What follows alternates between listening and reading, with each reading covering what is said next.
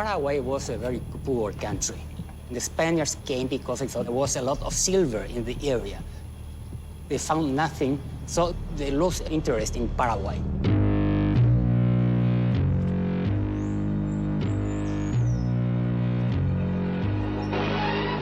This is the only country of Latin America where the indigenous language is the official language.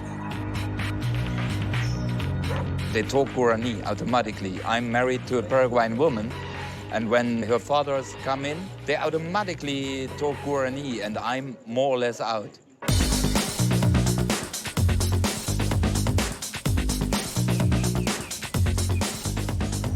A proudly mestizo society. Yes. Was it the Francia? Yeah, El Supremo. El Supremo, gotta love it. A nearly 200-year succession of dictators began in 1811, when José Gaspar Rodríguez de Francia declared himself El Supremo for life. De Francia insisted Paraguay become a mestizo, mixed-race society. Paraguayans are neither Spanish nor Indians. We are mestizos. Yeah. El Supremo forbid marriages between whites and whites. He produced the mestizos by force. Today, 95% of Paraguayans are of mixed Spanish and Guarani blood. And we usually speak the two languages. Right. So Central Market? Mercado Cuatro. Cuatro. This is the big one? The biggest one, the most popular one.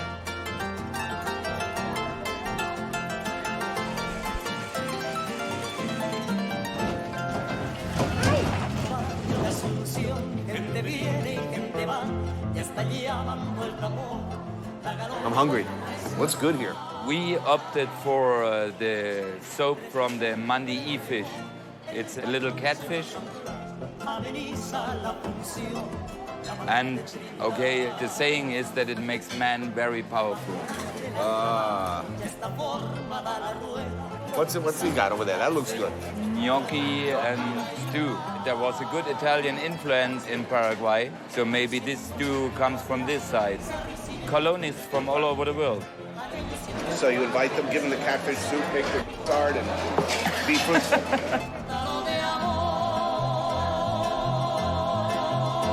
Mario, could you pass me the sopa paraguaya, the Paraguayan soup? That's soup? Yeah. Soup. It's very unique. Our dictator Lopez, his favorite soup was a corn soup. And one day he ordered his favorite soup, and the cook, when he opened the pot, it was a cake. Paraguay has not been noted for its history of kinder, gentler leaders.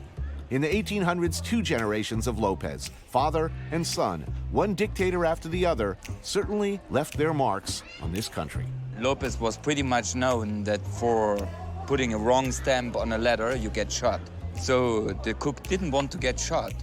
He showed up in front of Lopez and said, "This is Paraguayan soup, sopa paraguaya." And the dictator ate it, and he liked it. And a bit later, the entire country ate it. It's like cheesy cornbread. Yeah. Awesome. Good meal.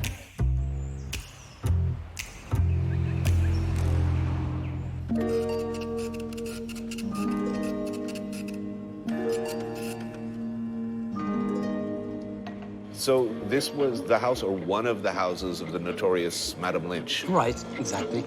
Journalist, poet, and author Guido Rodriguez Alcala has written books on Paraguay's history. Now, who exactly was Madame Lynch? A murky background, would you say? There's a lot of talk about that. Somebody say he was a great woman, or he was a very evil one. She came over on the famous trip from France. Right. Succeeding to Francia in the 1840s, Lopez Sr. reversed many of Paraguay's isolationist policies. He invited foreigners to settle here and built one of South America's first railways. Its steam engines taken out of service only a few years ago. And he sent his son, Francisco Solano Lopez, to Europe. In his mission, his father had sent him out to get, what, arms? Arms and technicians, British engineers and machinery. Junior, by most contemporary accounts, was an idiot. So he came back with a mistress, Madame Lynch, Yes. Well, which Dad wasn't too happy about. right.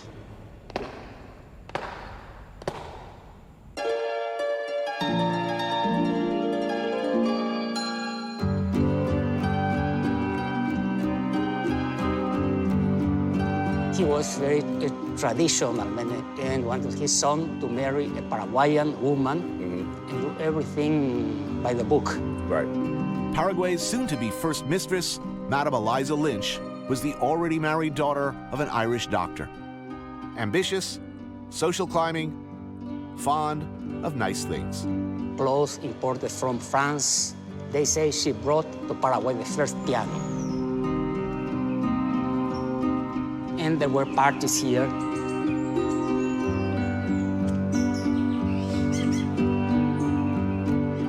He showed Madame Lynch to his father, and his father was upset. So she was put aside and Kept as a mistress. And that was the way Paraguayan society tried to treat her. And she wanted to be treated as the... Princess. Yes. Tell me about Madame Lynch's famous boat trip. On one of her more notorious ventures as hostess, Madame Lynch organized a grand outing to the new French colony at Nouveau Bordeaux. She invited all of society to join her. Right. A magnificent river steamer was engaged for the party. And well, there were some tensions between the Paraguayan ladies and Madame Lynch. Once on board, as the story goes, those mean bitches treated their hostess like so much trash. And so she got upset and threw off board all of the food which they were supposed to eat. She had it all thrown in the river? Yes. Then she ordered the captain to stop the boat and let her guests just sit there in that jungle heat for hours. Throwing tubs of caviar, whole roasted pigs into the river in front of these starving aristocrats. Somehow that pleases me.